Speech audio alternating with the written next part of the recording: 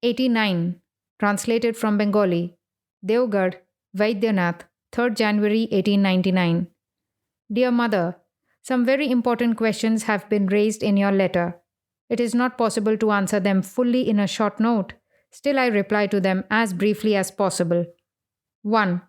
Rishi, Muni, or God. None has power to force an institution on society. When the needs of the times press hard on it, society adopts certain customs for self preservation. Rishis have only recorded those customs.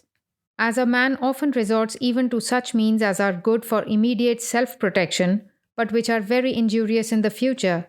Similarly, society also, not unfrequently, saves itself for the time being.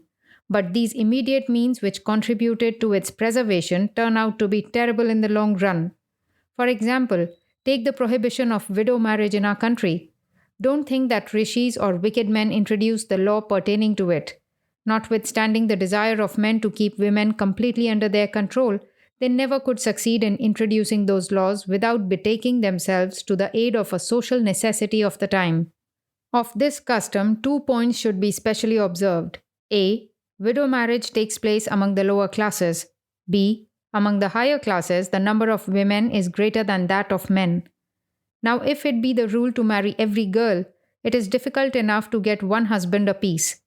Then how to get in succession 2 or 3 for each? Therefore, has society put one party under disadvantage, that is, it does not let her have a second husband who has had one. If it did, one maid would have to go without a husband. On the other hand, widow marriage obtains in communities having a greater number of men than women. As in their case, the objection stated above does not exist. It is becoming more and more difficult in the West too, for unmarried girls to get husbands. Similar is the case with the caste system and other social customs. So if it be necessary to change any social custom, the necessity underlying it should be found out first of all, and by altering it, the custom will die of itself. Otherwise, no good will be done by condemnation or praise. 2. Now the question is it for the good of the public at large that social rules are framed or society is formed? Many reply to this in the affirmative. Some again may hold that it is not so. Some men, being comparatively powerful, slowly bring all others under their control and by stratagem, force, or adroitness gain their own objects. If this be true, what can be the meaning of the statement that there is danger in giving liberty to the ignorant?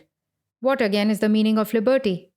Liberty does not certainly mean the absence of obstacles in the path of misappropriation of wealth, etc., by you and me. But it is our natural right to be allowed to use our own body, intelligence, or wealth according to our will, without doing any harm to others. And all the members of a society ought to have the same opportunity for obtaining wealth, education, or knowledge.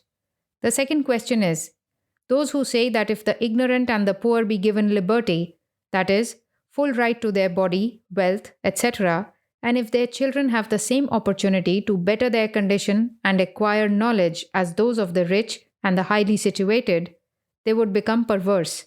Do they say this for the good of society or blinded by their selfishness? In England too, I have heard, who will serve us if the lower classes get education? For the luxury of a handful of the rich, let millions of men and women remain submerged in the hell of want and abysmal depth of ignorance. For if they get wealth and education, society will be upset. Who constitutes society? The millions. Or you, I, and a few others of the upper classes? Again, even if the latter be true, what ground is there for our vanity that we lead others? Are we omniscient? Uddharedat manatmanam. One should raise the self by the self. Let each one work out one's own salvation. Freedom in all matters, that is, advance towards mukti, is the worthiest gain of man. To advance oneself towards freedom, physical, mental, and spiritual, and help others to do so, is the supreme prize of man. Those social rules which stand in the way of the unfoldment of this freedom are injurious, and steps should be taken to destroy them speedily. Those institutions should be encouraged by which men advance in the path of freedom. That in this life we feel a deep love at first sight towards a particular person who may not be endowed with extraordinary qualities is explained by the thinkers of our country as due to the associations of a past incarnation. Your question regarding the will is very interesting. It is the subject to know. The essence of all religions is the annihilation of desire, along with which comes, of a certainty, the annihilation of the will as well. For desire is only the name of a particular mode of the will. Why again is this world? Or why are these manifestations of the will? Some religions hold that the evil will should be destroyed and not the good. The denial of desire here would be compensated by enjoyments hereafter. This reply does not, of course, satisfy the wise. The Buddhists, on the other hand, say that desire is the cause of misery. Its annihilation is quite desirable. But like killing a man in the effort to kill the mosquito on his cheek, they have gone to the length of annihilating their own selves in their efforts to destroy misery according to the Buddhistic doctrine. The fact is, what we call will is an inferior modification of something higher. Desirelessness means the disappearance of the inferior modification in the form of will and the appearance of that superior state. That state is beyond the range of mind and intellect. But though the look of the gold moher is quite different from that of the rupee and the pice, yet as we know for certain that the gold moher is greater than either, so that higher state, mukti or nirvana, call it what you like, though out of the reach of the mind and intellect, is greater than the will and all other powers.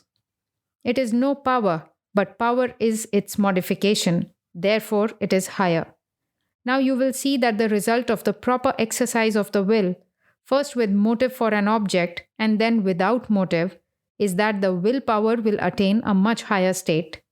In the preliminary state, the form of the guru is to be meditated upon by the disciple. Gradually, it is to be merged in the Ishta. By Ishta is meant the object of love and devotion. It is very difficult to superimpose divinity on man, but one is sure to succeed by repeated efforts. God is in every man, whether man knows it or not. Your loving devotion is bound to call up the divinity in him. Ever your well-wisher, Vivekananda.